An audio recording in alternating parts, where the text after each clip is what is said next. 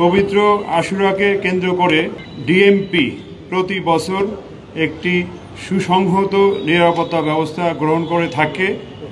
এবছরও যথাযথ গুরুত্বের সাথে পবিত্র আশুরার নিরাপত্তা ব্যবস্থা গ্রহণ করা হচ্ছে বা হবে। পবিত্র আশুরাকে কেন্দ্র করে মহরমের 1 তারিখ থেকে 10 তারিখ পর্যন্ত ঢাকা মেট্রোপলিটন পুলিশ কর্তৃক ধর্মীয় প্রতিষ্ঠানে গৃহীত নিরাপত্তা ব্যবস্থাসমূহ উল্লেখ করছি। ঢাকা মহানগরের হোসেনি দালান, ইমামবাড়া, বড় কাটরা, মোহাম্মদপুর বিহারি ক্যাম্প, শিয়া মসজিদ, বিবিকা রওজা, মিরপুর পল্লবী বিহারি ক্যাম্প সহ অন্যান্য স্থান যেখানে ধর্মীয় ভাবগাম্ভীর্যের সাথে পবিত্র আশুরা পালিত হয় সেখানে ইতিমধ্যেই পর্যাপ্ত পুলিশি নিরাপত্তা ব্যবস্থা গ্রহণ করা হয়েছে। কেন্দ্রীয়ভাবে সকল অপরাধ বিভাগ কর্তৃক শিয়া ধর্মীয় ও অন্যান্য সংশ্লিষ্ট নেতাদের সাথে নিরাপত্তা সংক্রান্ত সমন্বয় সভা করা হয়েছে। ইমামবাড়ার আশেপাশে সংশ্লিষ্ট এলাকায় চেকপোস্টের তৎপরতা জোরদার করা হয়েছে। ইমামবাড়া সমূহের আশেপাশে এবং পার্শ্ববর্তী বিভিন্ন উঁচু ভবনসমূহের সাথে সাদা পোশাকে এবং ইউনিফর্মে পুলিশ উপস্থিত থেকে সার্বক্ষণিক নজরদারি সহ নিরাপত্তা ব্যবস্থা পালন করছে।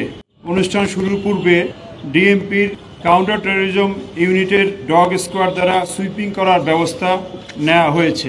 গুরুত্বপূর্ণ ইমামবাড়া সিসি ক্যামেরা দ্বারা সার্বক্ষণিক পর্যবেক্ষণ এবং এর পাশাপাশি সামাজিক যোগাযোগ মাধ্যমসমূহে সাইবার পেট্রোলিংয়ের মাধ্যমে মনিটরিং করে ব্যবস্থা নেওয়া হচ্ছে।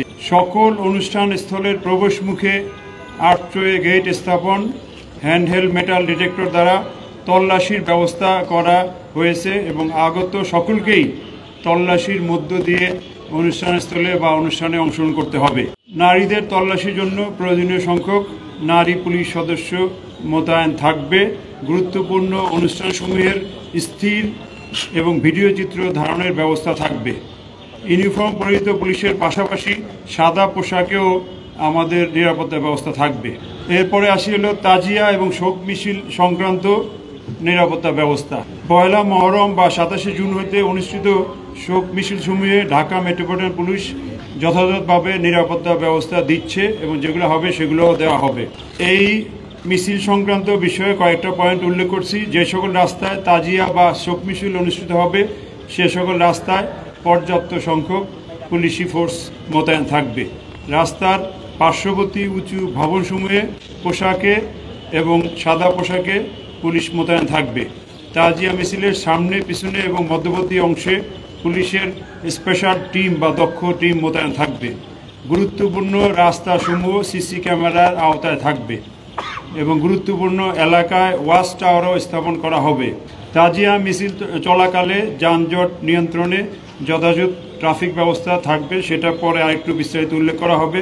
বড় ধরনের মিছিল শুরুর পূর্বে সংশ্লিষ্ট এলাকা সুইপিং করা হবে। ফুটপাতে কোনো দোকানপাট বা অন্য কোনো অবস্ট্রাকশন বা প্রতিবন্ধকতা থাকলে তা যথাসময়ে অপসারণ করা হবে বা সরিয়ে দেওয়া হবে। অন্যান্য নিরাপত্তা ব্যবস্থা: ধানমন্ডি লেকে কারবালা ডুবুরি দল, অগ্নি নির্বাপক যান বা সরঞ্জামাদি এবং প্রয়োজনীয় মেডিকেল টিম মোতায়েন থাকবে। বোমা বিস্ফোরক বিশেষজ্ঞ দল এবং সিআইডির crime scene team stand by থাকবে যাতে দ্রুত রেসপন্স করতে পারে। নিষিদ্ধ সংগঠন বা অন্যান্য সন্ত্রাসীদের বিরুদ্ধে গোয়েন্দা নজরদারি চলমান এবং প্রয়োজনীয় ব্যবস্থাও নেওয়া হচ্ছে। সামাজিক যোগাযোগ মাধ্যমে যে গুজব বা অপপ্রচার বন্ধে আমাদের দক্ষ টিম সাইবার মনিটরিং করছে এবং অব্যাহত রাখবে।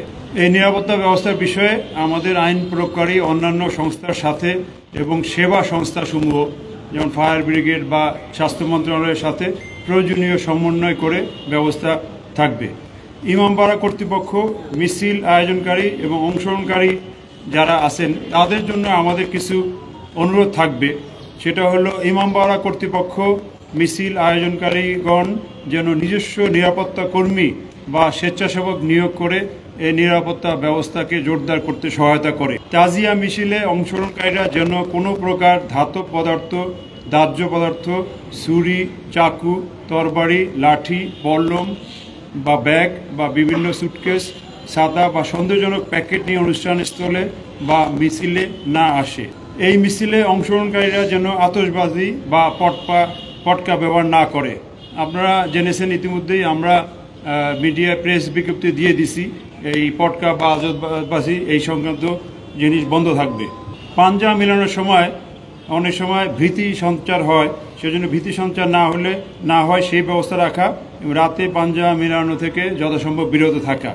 মিছিলে অংশগ্রহণকারীরা যেন উচ্চ মাত্রায় শব্দতরী যন্ত্র যেমন PA সেট, মাইক ইত্যাদি বাজিয়ে আমাদের ঢাকাবাসীকে বেশি বিরক্ত না করে, এটাও খেয়াল রাখতে হবে। মিছিলে সুশৃঙ্খলভাবে সবাই যেন অংশগ্রহণ করে এবং মিছিল শেষে সুশৃঙ্খলভাবে যার যার গন্তব্যে চলে যায়। এই মিছিল চলাকালে নিশানের উচ্চতা বেশি হওয়ার কারণে অনেক সময় দুর্ঘটনা ঘটে, রাস্তায় অনেক তার থাকে, এগুলা খেয়াল রাখতে হবে।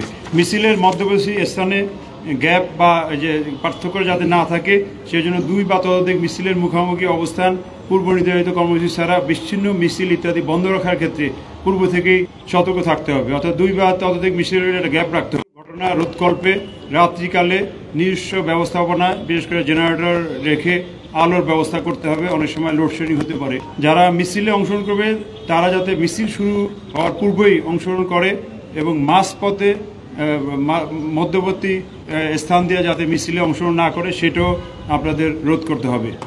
একবার সামনে থেকে করবে অথবা পিছন থেকে করবে। সন্দেহজনক যদি কোনো কিছু মনে হয় তাহলে পুলিশকে জানাতে হবে, প্রয়োজনে 999 এবং আমাদের নাম্বার আছে ডিএমপির, এই নাম্বারে ফোন করে জানাতে হবে। মূলত 25টা মিছিল 1 থেকে 10 তারিখের মধ্যে হচ্ছে, এর মধ্যে 3টা হয়ে যাচ্ছে 3রা জুলাই, 4, 5, 6 এই 3 দিনে 4 তারিখে 11টা, 5 তারিখে 17টা, 6 তারিখে 19টা, এই 50টা মিছিল হবে। ট্রাফিক ম্যানেজমেন্ট প্ল্যানে যে বড় বড় মিছিলগুলো, সেটা রুটগুলো আমি বলতেছি, হোসেনিয়াল থেকে শুরু হয়ে এটা Nilkhet, Mirpur road, Dhaka college, science laboratory, Dhanmondi আবাসিক এলাকা, বিজিবি গেট, 4 নম্বর গেট, 7 মসজিদ হয়ে ধানমন্ডি লেক, কারবালায় মিলিত হবে। মূলত এইভাবে এই কারবালায় কয়েকটা মিছিল যাবে বড় বড়।